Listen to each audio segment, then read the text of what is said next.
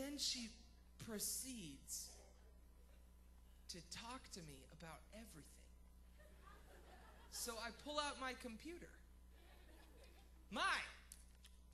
That's a really, she's chomping her food with her mouth open. That's a really skinny computer. Where'd you get that computer? Mind if I see that computer? Now, I'm kind of a little careful about certain things. I'm a messy person, but I'm extremely clean. And I don't like it when people have crumbs on their hands and they touch my computer. Because then the crumbs get down in the little crevices where you're supposed to be. Ah! She just starts touching my computer with all of the crumbs on her hands.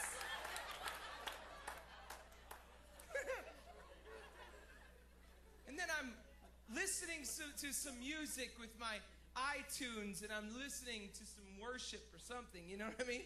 And I'm just listening, and everything that I did, I'd have some music up, and the thing would come up on my screen, and I'd be listening away, and all of a sudden she'd be eating, and she'd just do this. And she'd say, "What are you listening to?"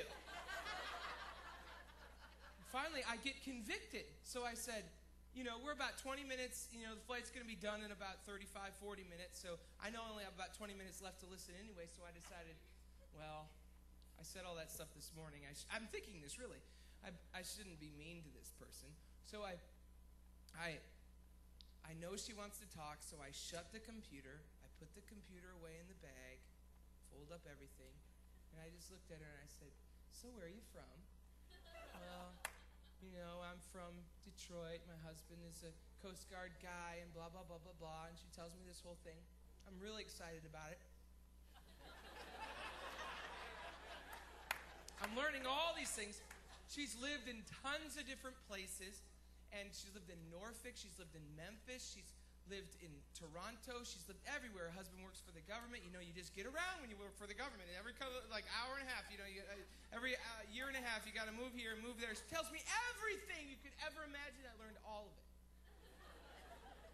And I'm thinking, wow, that is so neat. But it wasn't real. It wasn't sincere. This is how unchristian I really am. I was just kind of like, yeah.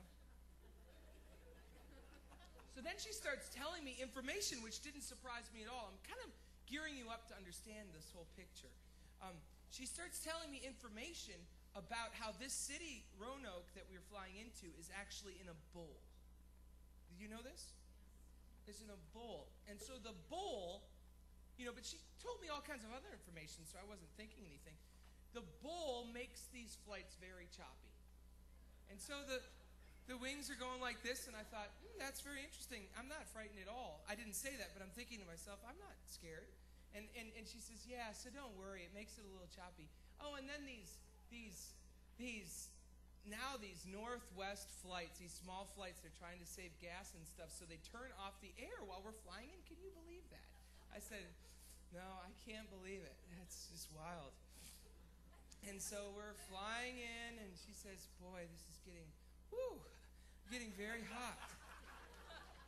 And now she's going like this, and she's waving herself. And all of a sudden she looks at me, and I saw the look because I have 2 little kids, and I knew she was going to vomit.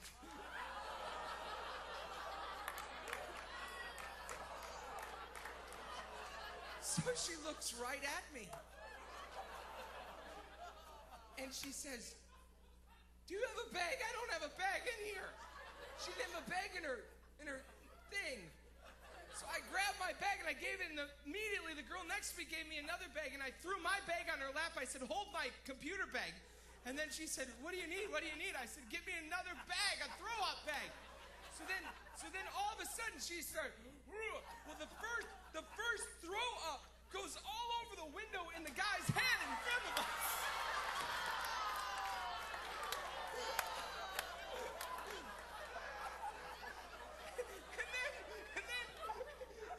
She filled up the first bag.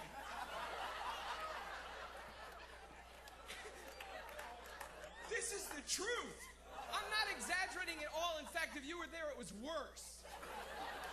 Then I gave her the second bag. She filled up the second bag. she's asking for a third bag, and we're looking for one. I finally get the third bag, and while I'm giving her the third bag, she can't hold the other bag. So she gives the bag to me.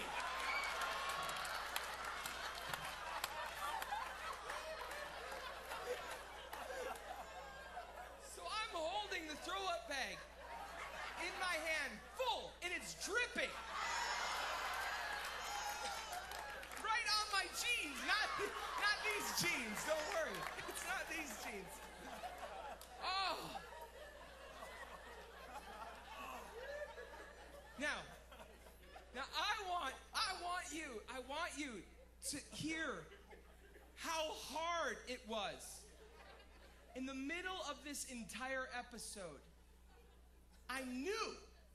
I mean, it was terrible because in between, you have to understand, every single time she would go for another plunge,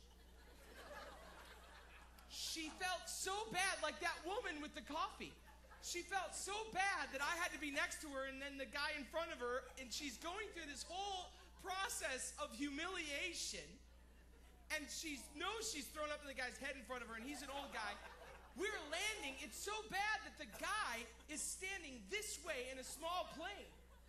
See? He's standing like this, like front is that way.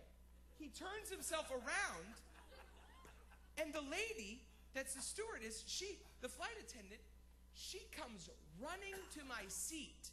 This is how bad it is. While we're still landing, we get on the runway immediately when we landed because she thought the lady was going to choke. So she finally kicks me out of the seat up into the front while we're landing. This is how bad the situation was. And in the middle of all that, I have a split second to respond. Right? Everything, I was almost angry because I was like, if you get, the first thing that comes to your mind, this is all happening in a split second, and this has happened to you.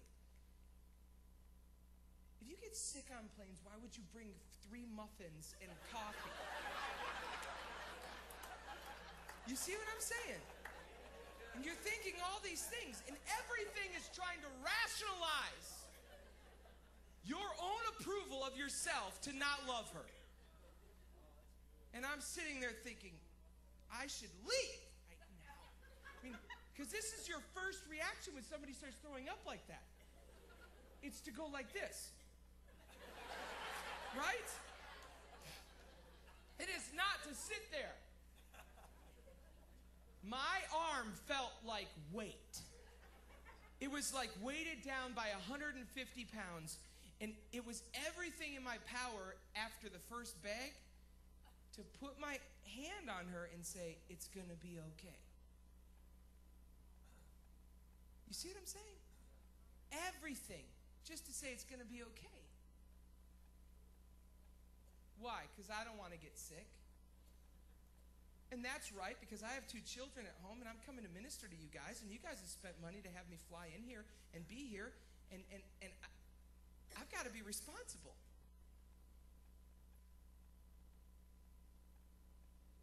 But yet God says, what matters more?